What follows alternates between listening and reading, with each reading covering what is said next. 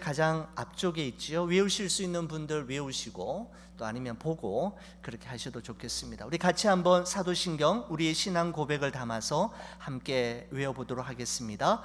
전능하사 천지를 만드신 하나님 아버지를 내가 믿사오며 그 외아들 우리 주 예수 그리스도를 믿사오니 이는 성령으로 잉태하사 동정녀 마리아에게 나시고 본디오 빌라도에게 고난을 받으사 십자가에 못 박혀 죽으시고 장사한 지 사흘 만에 죽은 자 가운데서 다시 살아나시며 하늘에 오르사 전능하신 하나님 우편에 앉아 계시다가 저리로서 산 자와 죽은 자를 심판하러 오시리라.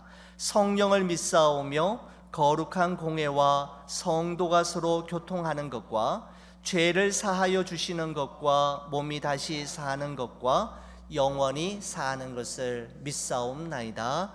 아멘. 네, 여러분 감사합니다.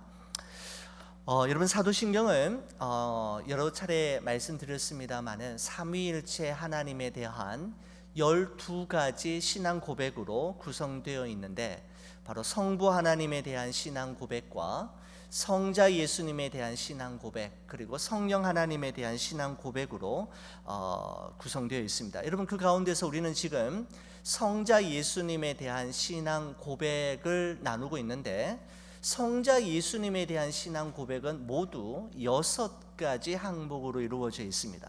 예수님은 누구신가? 예수님은 또한 무엇을 하셨는가라고 하는 2가지 질문을 가지고 6가지 신앙 고백을 우리가 함께 나누게 될 터인데 첫 번째 이렇습니다. 그 외아들 우리 주 예수 그리스도를 믿사오니 예수님이 누구신가에 대한 이야기죠. 이는 성령으로 잉태하사 동정녀 마리아에게 나시고 예수님은 무엇을 하셨는가 그 탄생에 대한 이야기이고 본디오 빌라도에게 고난을 받으사 십자가에 못 박혀 죽으시고 장사한 지 예수님의 십자가 고난과 죽음에 관한 고백이며 사흘 만에 죽은 자 가운데서 다시 살아나시며 부활이죠. 하늘에 오르사 전능하신 하나님 우편에 앉아 계시다가 승천입니다. 그리고 마지막으로 저리로서 산 자와 죽은 자를 심판하러 오시리라 라고 하는 예수님의 재림에 대한 이야기입니다. 모두 성자 예수님에 대한 신앙 고백은 6가지로 구성이 되어 있는데 오늘은 그 예수님에 대한 고백들 중에서 4번째 고백인 사흘 만에 죽은 자 가운데서 다시 살아나시며 라고 하는 요 고백에 대해서 한번 살펴보겠습니다. 바로 예수님의 부활에 대한 주제라고 할 수 있습니다.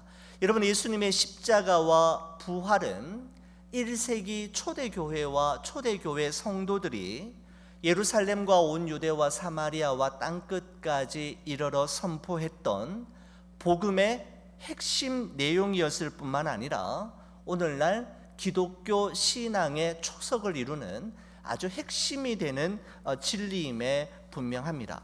여러분 예수님의 부활에 대해서 살펴보기 전에 사실은 이 이야기를 할까 말까 잠시 망설였던 부분이 있습니다. 그렇지만 여러분 수준 정도 되시니까 이 이야기는 꼭 하고 이 사도신경 예수님의 부활에 대해서 한번 펼쳐보겠다 이런 생각을 하게 되었습니다. 여러분 무슨 이야기를 하려고 하느냐 하면 사도신경의 원문인 라틴어로 된 사도신경이나 영어로 된 사도신경, 프랑스어나 독일어로 된 사도신경에는 있지만 우리말 개역 사도신경에는 우리말 사도신경에는 생략이 되어 있는 표현 하나가 있습니다.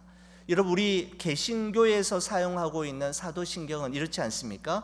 본디오 빌라도에게 고난을 받으사 십자가에 못 박혀 죽으시고 장사한 지라고 되어 있고 그 다음에 사흘 만에 죽은 자 가운데서 다시 살아나시며 라고 되어 있지만 라틴어로 된 원문 사도신경과 영어, 프랑스어, 독일어로 된 사도신경에는 우리말 개신교 사도신경에는 나오지 않는 표현이 하나 삽입되어 있습니다. 사이에 말입니다. 바로 뭐냐 하면 He descended into hell이라고 하는 표현이 되어 있습니다. 그가 지옥, 음부에 내려갔다라는 표현이 라틴어 사도신경, 원래 원본이었던 사도신경에는 표현되어 있다라는 겁니다. 그리고 난 후에 우리가 오늘 살펴보게 될 사흘 만에 죽은 자 가운데서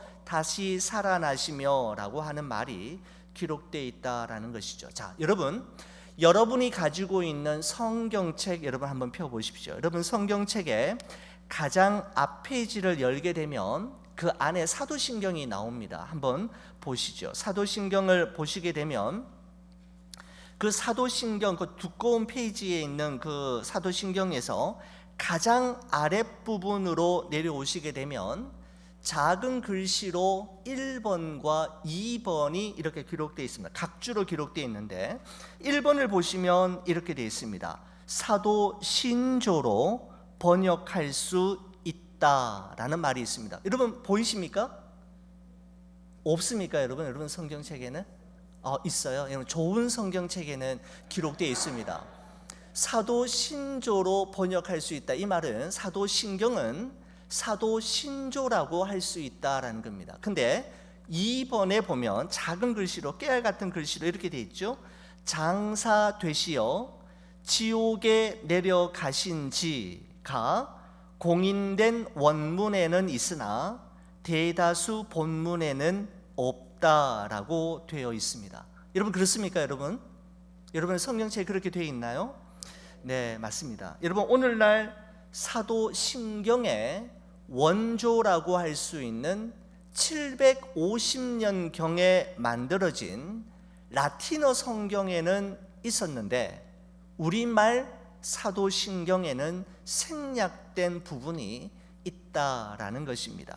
여러분 천주교에서 사용하고 있는 사도신경은 우리와 조금 다릅니다. 번역이 좀 다르게 되어 있는데 천주교에서 사용하는 사도신경에는 제가 말씀드린 대로 He descended into hell이라고 하는 표현이 그대로 기록되어 있습니다. 생략되어 있지 않고 그대로 살리고 있는데 천주교에서 사용하는 사도신경은 이 부분을 예수님 그가 지옥에 내려갔다, 음부에 내려갔다라고 하는 이 부분을 어떻게 우리말로 번역하고 있느냐 하면 저승에 가시어라고 번역하고 있습니다. 여러분 혹시 한번 천주교에서 사용하는 그 사도신경 번역을 가지고 계신 분들은 한번 보십시오. 예수님이 저승에 가셨다라고 표현되어 있는 것을 보시게 됩니다. 그러니까 예수님께서 십자가에 죽으신 후에 3일 만에 부활하시지 않습니까? 그 3일 동안 예수님이 뭐 했냐라는 것이죠.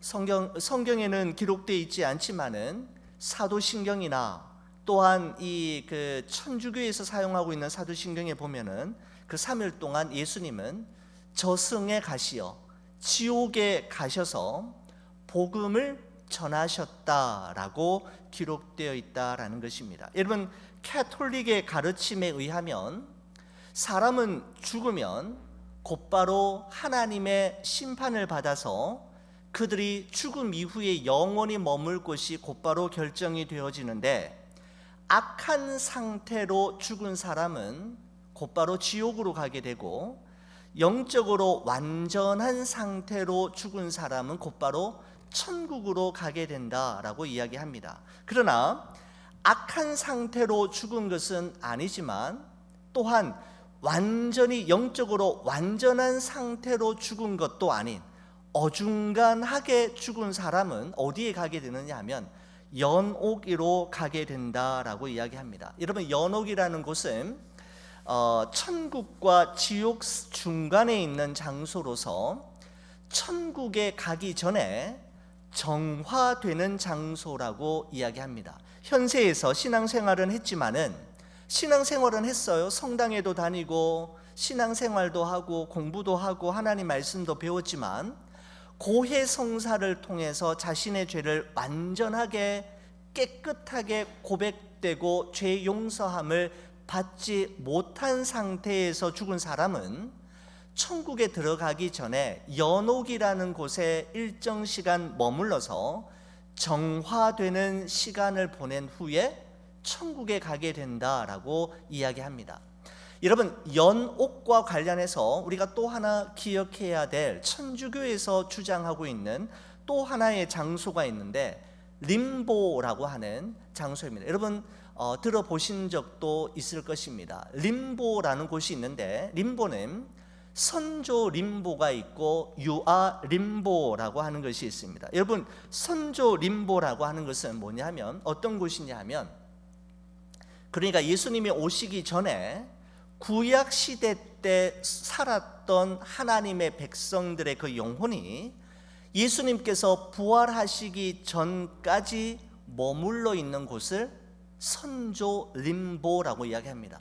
여러분, 예수님이 오시기 전에 하나님을 믿었던 구약시대 성도들 있지 않습니까? 그들은 바로 천국에 가는 것이 아니라 선조 림보라고 하는 곳에 머물러 있다가 예수님께서 부활하셔서 선조 림보에 와서 그들을 다시 구원하셔서 천국으로 보내게 된다라고 이야기하는 것이죠. 여러분, 유아 림보라고 하는 것은 뭐냐면 세례를 받지 못한 채 아주 어린 나이에 죽음을 당한 그 아이들이 머물게 되는 곳이 바로 유아 림보라고 합니다. 여러분, 천주교에서는 세례를 아주 중요하게 생각합니다. 세례를 받아야 구원을 받을 수 있다라고 생각할 정도로 세례를 아주 중요하게 생각하고 있는 것이죠.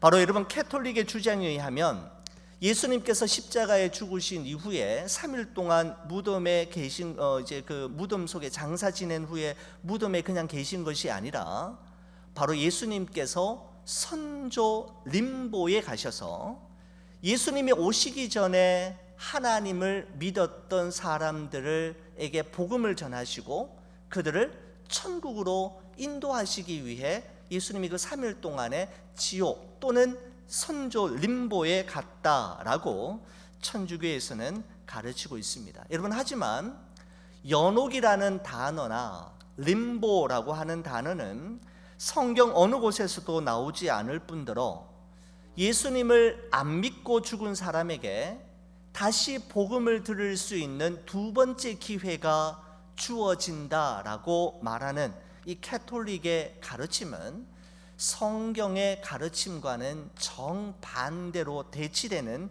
내용임에 분명합니다. 여러분, 그렇다면 예수님께서 십자가에 죽으시고 부활하시기 전, 죽으시고 부활하시기 전 장사 지낸 바 되셨다가 3일 동안 지옥에 내려갔다라고 하는 He descended into hell 이라고 하는 이 표현을 개신교에서는 어떻게 이해해야 하는 것이 옳은 걸까요? 여러분, 종교개혁가들은 예수님께서 지옥에 내려가셨다라고 하는 이 표현이 사도신경에 기록되어 있는 것을 보는 순간 많이 당황했다고 합니다. 그리고 이것을 도대체 어떻게 해석해야 좋을지 그들은 여러 가지로 성경적인 의미를 해석하기 위한 시도를 많이 했는데, 그 결과로 여러분, 개혁주의를 추구하는 보수 교회에서 추구하는 보수 교단에 속한 교회에서는 이 부분을 이렇게 해석합니다.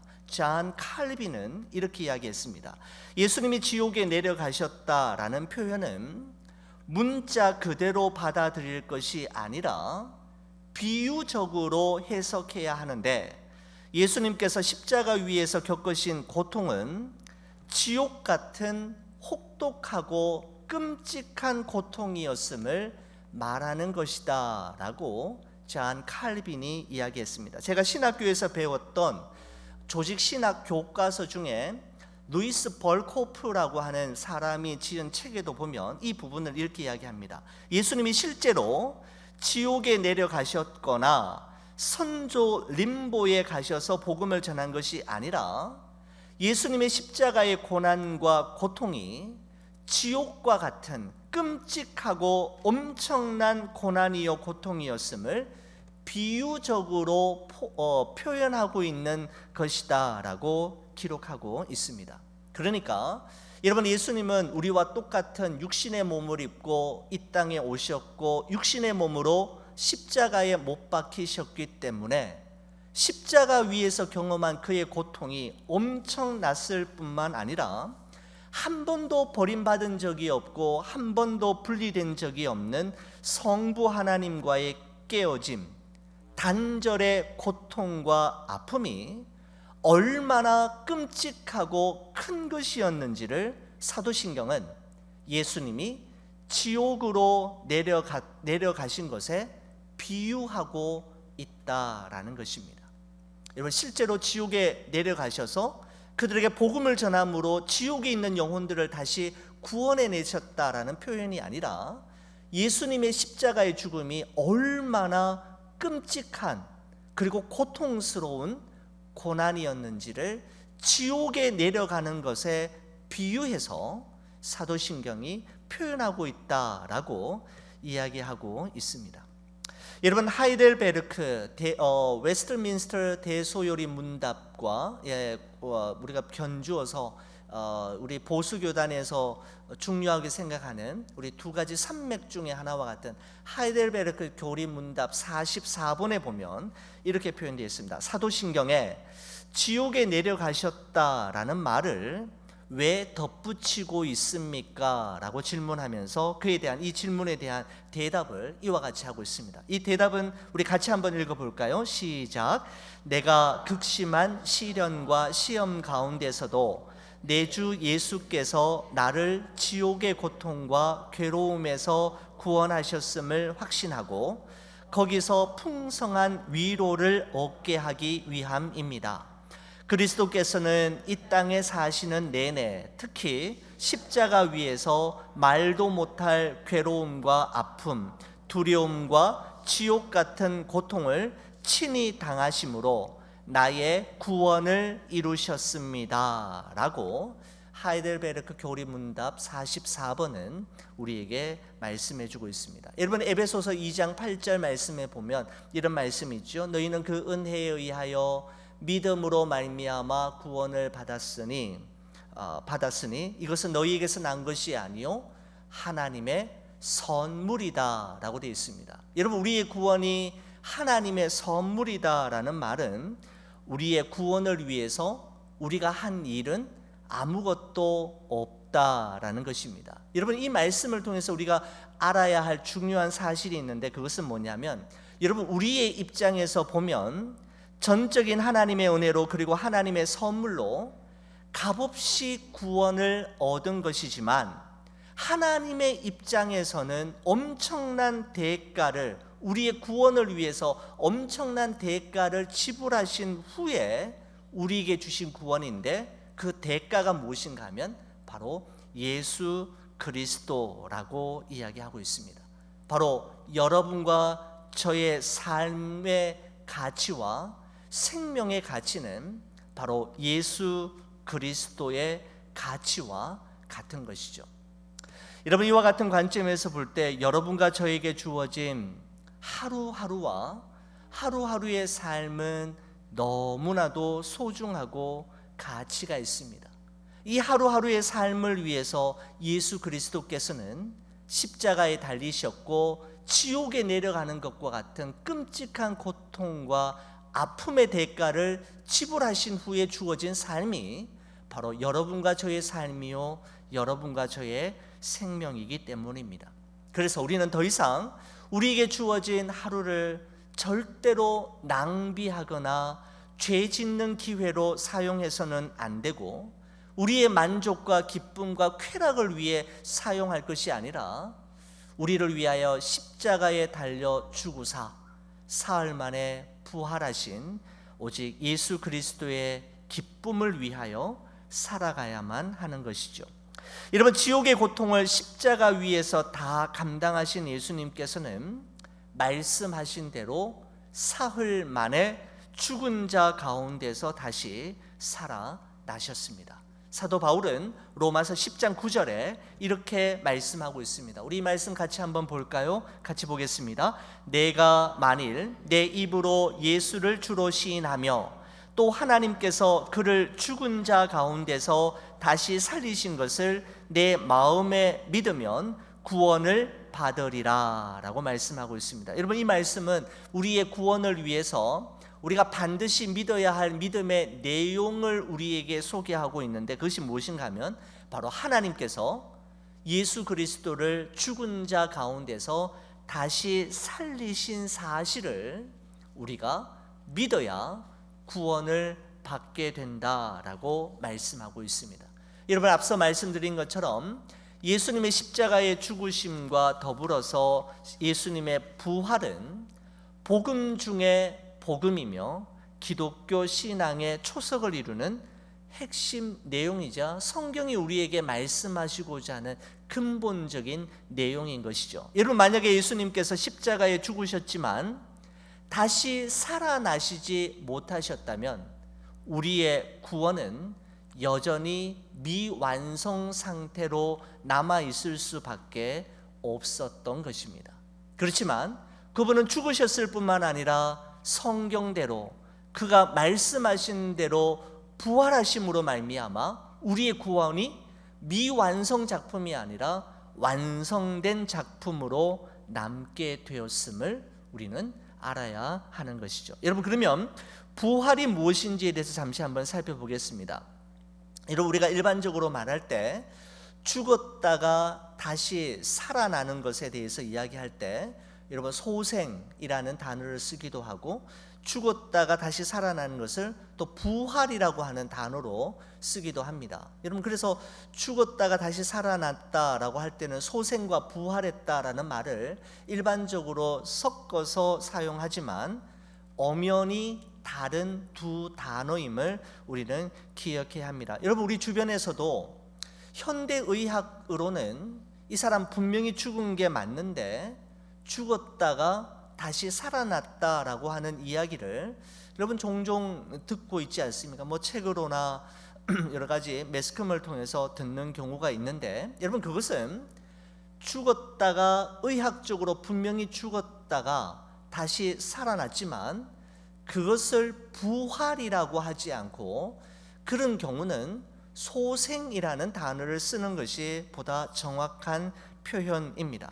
여러분, 죽었다가 소생한 사람은 예수님 당시에도 많았습니다. 예를 들어서 나인성 과부의 아들이라든지 백부장 야이로의 딸, 또 여러분 대표적인 예로 죽은 지 나흘이나 되었던 나사로가 다시 살아나는 것, 예수님이 다시 살려주셨지 않습니까? 여러분, 이런 경우는 부활이라는 단어를 쓰는 대신에 소생이라는 단어를 써야 보다 적합한 표현이라고 할 수가 있습니다. 여러분, 왜냐하면 이렇게 한번 말씀드려 보겠습니다. 여러분, 죽은 지 나흘이나 되는 나사로를 예수님께서 살려주셨지만 여러분, 나사로가 죽지 않고 영원히 살았습니까? 지금까지 살아 있습니까? 무덤에서 살아난 이후에 영원히 살았을까요? 아니요. 언젠가는, 언제 얼마나 더 살다가 죽었는지 알지 못하지만 나사로는 그때 예수님에 의해서 무덤에서 살아났지만 어느 시점에 반드시 죽었을 것입니다. 이때는 소생이라는 단어를 쓰는 것이 맞습니다. 여러분, 하지만 부활은 무엇인가 하면 단순히 죽었다가 죽은 사람이 다시 살아나는 것이 아니라 그 이상을 넘어서서 더 이상 썩지 않고 다시 죽지 않는 영원히 영광스러운 상태로 영원히 살아갈 때 사는 것을 부활이라고 이야기하는 것이죠. 죽었다가 다시 살아났다가 얼마 동안 생명을 유지하다가 죽는 것은 소생이지만 부활은 다시 살아나서 영원히 영광스러운 존재로 살아갈 때 부활이라는 단어를 쓰게 되는 것입니다. 여러분, 그래서 사도 바울은 고린도전서 15장 20절에 이렇게 표현합니다. 그러나 이제 그리스도께서 죽은 자 가운데서 다시 살아나사 잠자는 자들의 첫 열매가 되셨도다라고 했는데, 예수님만이 부활의 첫 번째 열매가 되실 수 있습니다. 예수님 이전에도 예수님 이후에도 죽었다가 소생한 사람은 있지만 죽었다가 영원히 사는 사람은, 부활한 사람은 예수님밖에 없는 것이죠. 바로 예수님만이 부활의 첫 열매라고 말하는 것은 바로 이와 같은 이유 때문입니다. 여러분, 예수님이 부활하시기 이전에 이 세상의 삶은, 이 세상은 마치 형 집행을 기다리는 사형수들이 모여있는 거대한 감옥과도 같았습니다. 다만 사형 집행 날짜가 다를 뿐 아무도 거부할 수 없는 죽음으로 인해 절망의 그림자가 사람들마다 짙게 드리워져 있었고, 이 세상에 태어난 모든 사람들은 반드시 어느 날 죽음을 맛보아야만 하는, 죽음의 사형틀 앞에 서 있는 절망적인 상황이었습니다. 여러분, 그래서 예수님이 부활하시기 이전에 이 세상은 그야말로 거대한 공동묘지가 될 운명에 처해 있었던 것입니다. 여러분, 그런데 아주 놀라운 일이 일어났죠.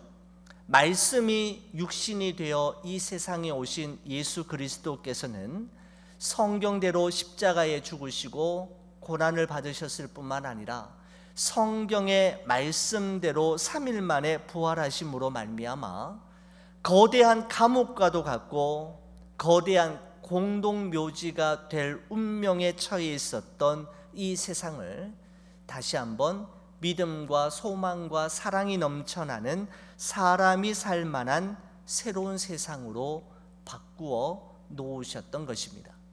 사도 바울은 고린도전서 15장 14절에서 19절의 말씀을 통해서 만일 예수님께서 이 세상에 다시 부활하지 못하셨다면, 다시 살아나지 못하셨더라면 어떤 일이 발생했을 뻔했는지에 대해 다음과 같이 말씀하고 있습니다. 여러분, 우리 이 말씀 같이 한번 보겠습니다. 우리 같이 한번 읽어보도록 하지요.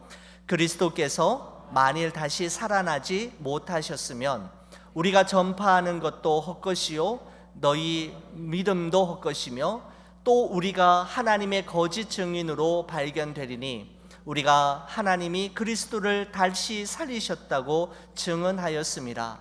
만일 죽은 자가 다시 살아나는 일이 없으면 하나님이 그리스도를 다시 살리지 아니하셨으리라. 만일 죽은 자가 다시 살아나는 일이 없으면 그리스도도 다시 살아나신 일이 없었을 터이요 그리스도께서 다시 살아나신 일이 없으면 너희의 믿음도 헛되고 너희가 여전히 죄 가운데 있을 것이요 또한 그리스도 안에서 잠자는 자도 망하였으리라. 만일 그리스도 안에서 우리가 바라는 것이 다만 이 세상의 삶뿐이면 모든 사람 가운데서 우리가 더욱 불쌍한 자이리라. 아멘. 그죠? 바로 예수님께서 다시 살아나지 못하셨다라면 엄청난 끔찍한 일이 일어나고 말았을 것인데, 예수님께서 죄와 사망의 권세를 이기시고 다시 부활하심으로 말미암아 사도 바울이 나열하였던 이 모든 가정들은 우리들과 전혀 상관이 없는 것이 되고 말았습니다. 자, 그러면 우리가 마지막으로, 그러면 예수님의 부활이 예수님을 믿는 우리 그리스도인들에게 주는 영향은 무엇일까요? 영적 유익은 여러분 어떤 것일까요? 여러분, 첫 번째, 예수님의 부활은 우리의 죄가 용서받았고 우리의 구원이 완성되었음을 증명하는 사건입니다.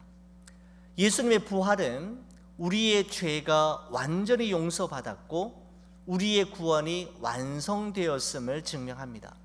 여러분, 우리가 월마트나 타겟에서 물건을 구입했다가 여러분 리턴하려면은 무엇을 가지고 가야 하느냐 하면 영수증을 가지고 가면 환불을 받을 수 있지 않습니까? 여러분, 타겟 영수증을 보여주면 이 물건은 타겟에서 샀다라는 것을 대한 분명한 증거가 되는 것처럼, 여러분, 예수님의 부활은 여러분과 제가 과거에 지었고 오늘도 지었고 미래에도 짓게 될 모든 죄까지 용서받았다라고 하는 증거물이 예수님의 부활이고, 우리의 구원이 예수님의 부활로 말미암아 완성되었음을 입증하는 가장 분명한 증거가 바로 예수님의 부활입니다.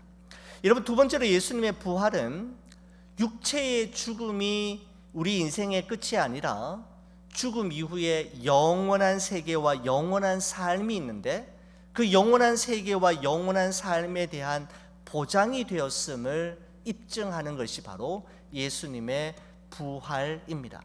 예수님께서 다시 살아나심으로 말미암아 부활의 첫 열매가 되셨던 것처럼 예수 그리스도 안에 있는 사람들 역시 마지막 날에 부활하게 될 것이며 영원한 삶을 살게 될 것임을 확증짓고 입증하는 것이 바로 부활입니다. 여러분, 우리가 이 세상에서의 삶이 전부이고 여기서 살다가 죽으면 모든 것이 끝난다라고 생각이 된다면 우리는 참고 인내할 필요도 없고, 그죠? 용서하며 사랑할 이유도 없으며 그저 마음껏 먹고 마시며 자신의 만족과 쾌락을 위해 살다가 쿨하게 죽으면 되는 것입니다. 여러분, 그렇지만 우리가 사는 이 세상에서의 삶이 전부가 아니고 죽으면 모든 것이 끝나는 것이 아님을 알기에 우리는 우리 죽음 이후에 하나님 앞에 서는 그날, 우리가 살았던 삶에 대해 하나님 앞에 판단받고 심판받는 날이 있음을 알기에 우리는 그렇게 살아갈 수가 없는 것이죠. 솔로몬은 자신의 지나온 삶을 돌아보면서 전도서 12장에 다음과 같은 고백을 남기는 것을 보게 됩니다. 우리 같이 한번 읽어볼까요? 너는 청년의 때에 너의 창조주를 기억하라. 곧 곤고한 날이 이르기 전에, 나는 아무 낙이 없다고 할 해가 가깝기 전에, 해와 빛과 달과 별들이 어둡기 전에, 비 뒤에 구름이 다시 일어나기 전에 그리하라. 그리하라라는 것은 창조주를 기억하라라는 것입니다. 여러분, 그러면서 전도서 12장, 전도서 전체의 결론을 이렇게 내리고 있습니다. 우리 이것도 같이 한번 읽어보겠습니다. 일의 결국을 다 들었으니 하나님을 경외하고 그의 명령들을 지킬지어다. 이것이 모든 사람의 본분이니라. 하나님은 모든 행위와 모든 은밀한 일을 선악간에 심판하시리라 라고 말씀하고 있는 것을 보게 됩니다. 하나님은 모든 행위와 모든 은밀한 일을 선악간에 심판하실 것이다 라고 말씀하고 있습니다. 바로 죽음 이후에, 부활 이후에 우리가 영원한 삶을 어디에서 살게 될 것인가는 이 땅 위에서의 살았던 삶에 의해 결론이 내려지게 된다라는 것입니다. 이런 말씀을 마치겠습니다. 혹시 제 카톡방을 방문해 보신 분들은 알겠지만 제가 늘 초심을 잃지 않기 위해서 제 카톡방에 써놓은 글이 있습니다. 뭐 대단한 글은 아닌데 여러분, 이런 글이 있습니다. 신실하게, 진실하게, 거룩하게. 제 삶의 모토입니다. 그렇게 하면서 그 다음에 표현이 이렇습니다. 떠남이 후회 없도록 잘 머물고 머물미 추하지 않도록 잘 떠날 수 있기를 이라고 하는 문장이 제 삶의 모토입니다. 떠남이 후회 없도록 잘 머물고 머물미 추하지 않도록 잘 떠날 수 있기를. 떠날 때 떠나야 하고 머물러 있어야 할 때 머물러 있는 사람이야말로 진짜 사람다운 사람이라고 저는 생각합니다. 여러분, 이 세상에서의 삶과 사람들과의 만남은 결단코 영원하지 않습니다. 이 세상을 살아감에 있어서 이제 곧 떠날 사람처럼 후회와 아쉬움이 없이 최선을 다해 오늘 이 하루를 살아가는 것과 또한 영원히 이곳에 머물 사람처럼 내 곁에 있는 사람들을 소중히 여기고 사랑하고 용서하며 그리스도의 편지와 향기로 살아간다면 우리의 삶은 정말 의미 있는 삶이겠다라는 생각을 하게 됩니다. 이제 곧 떠날 사람처럼, 그러나 영원히 머물 사람처럼 내게 주어진 하루와 그 시간과 분초를 살아낸다면, 그러한 분초와 시간 하루하루가 모여 우리의 삶은 정말 하나님 보시기에 아름다운 삶이 될 거라 생각이 됩니다.